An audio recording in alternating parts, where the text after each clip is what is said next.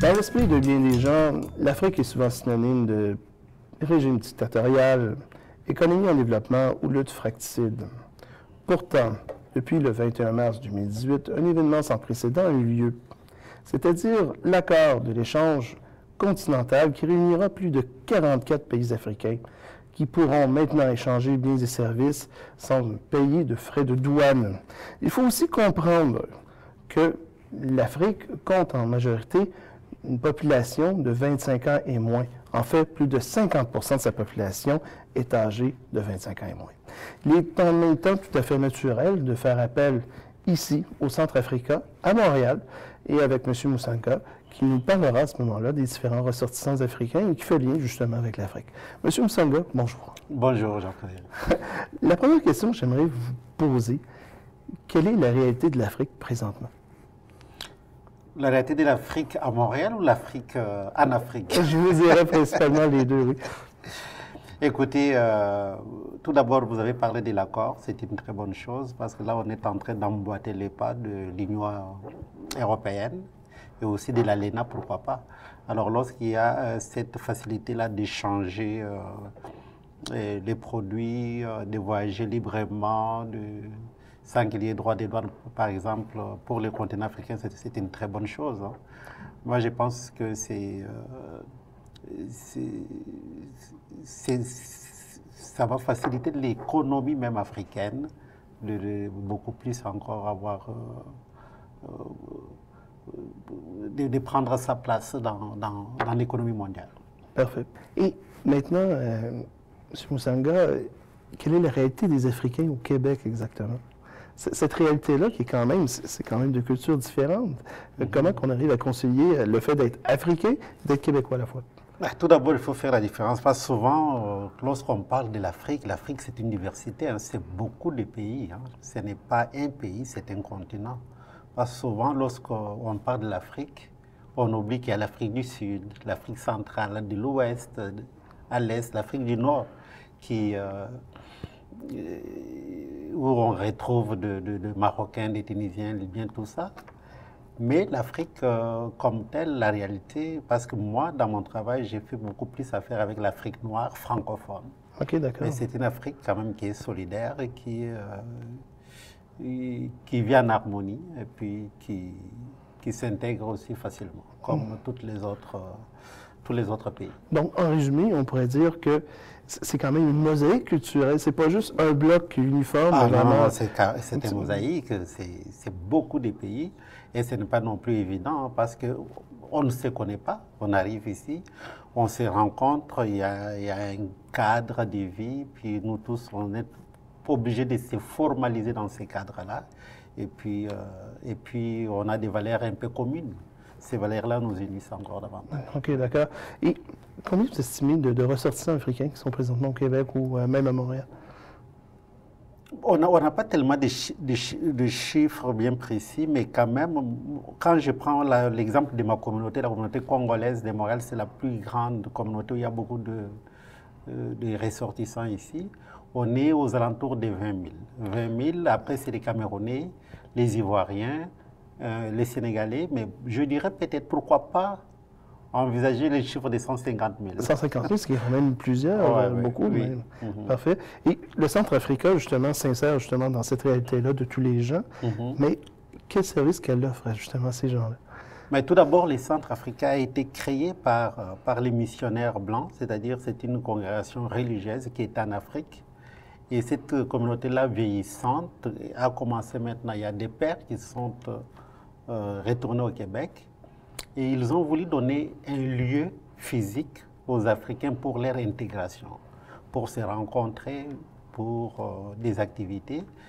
Et c'est de là que le centre a été créé en 1988, justement, pour donner un cadre. Maintenant, avec la nouvelle réalité des Africains qui arrivent en masse ici, et nous, on a développé un service d'abord d'accueil, parce que les Africains qui viennent, ils viennent chacun à ses raisons. Il y en a qui viennent comme demandeurs d'asile, d'autres qui viennent comme, avec un statut d'étudiant, d'autres comme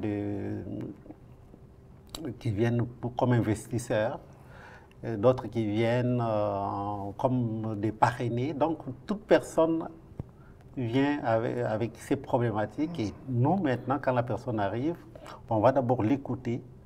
Et selon ses besoins, on va l'accompagner vers les ressources auxquelles la personne a besoin. OK, donc vous êtes un peu un aiguilleur, ni plus ni moins de service, où est-ce que vous allez justement comme aiguiller, dans le fond, la personne aux Exactement, ressources. jusqu'à ce que la personne s'intègre aussi, trouve sa place ici dans la société d'accueil. Parfait. Le Centre Africa a été fondé en 1988, justement par les missionnaires d'Afrique, soit les Pères Blancs. Est-ce que les enjeux en 1988 sont toujours les mêmes aujourd'hui? Pas du tout, parce qu'à l'époque, il y a 30 ans, il n'y avait pas beaucoup d'Africains ici. L'Afrique, le Québec ou le Canada n'étant pas un pays qui a un passé colonial, n'avait pas beaucoup d'Africains ici, c'était beaucoup plus l'Europe. Alors les Africains ont découvert l'Afrique. C'est une immigration jeune quand même par rapport à d'autres continents. Mais à cette époque-là, il n'y avait pas beaucoup d'Africains. Maintenant, la problématique a changé. Les Africains arrivent en masse, soit pour étudier, soit pour travailler, pour des raisons diverses. OK, parfait. Et est-ce que c'est toujours... Bon, à l'époque, c'était une société à ce moment-là qui a été fondée par une congrégation. Maintenant, est-ce que c'est un organisme qui est laïque ou ça a toujours un volet spirituel?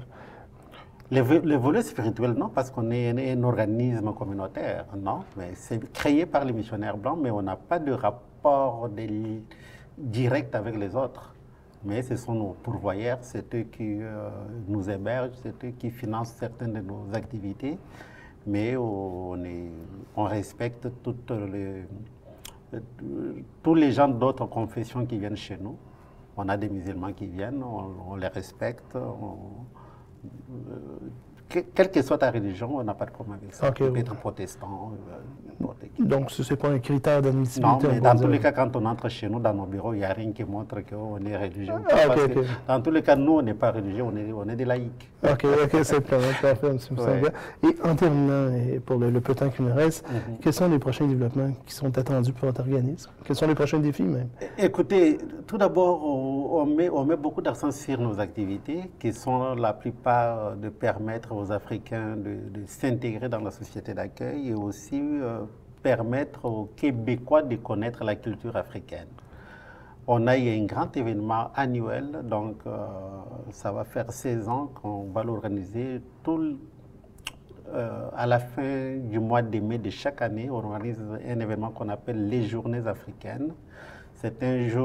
C'est un événement à la fois culturel et aussi artisanal où les artisans de l'intégration viennent, les femmes qui travaillent avec leurs mains, qui font la couture, qui font des bijoux. Donc une rencontre culturelle? Oui, alors on montre notre diversité aux Québécois. Okay.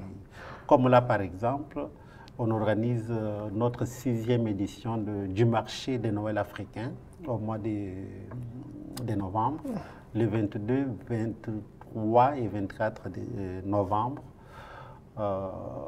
Au 425 rue Beaubien-Est. C'est un grand événement aussi où les exposants, la plupart africains, montrent les produits de chez nous. Et ces produits-là, pour la plupart aussi de ces femmes-là, c'est elles-mêmes qui les ont confectionnés. OK.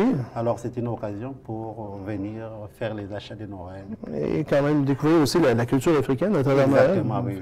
Et puis c'est un marché animé par des artistes africains. Adama Daou qui joue du balafon, du djembé. Oh, c'est un marché à l'africain où les gens crient, dansent, parlent, bavardent. Très créatif, on va dire. OK, parfait. Bien, M. Msanga, je vous remercie énormément. Alors, c'est un plaisir pour moi.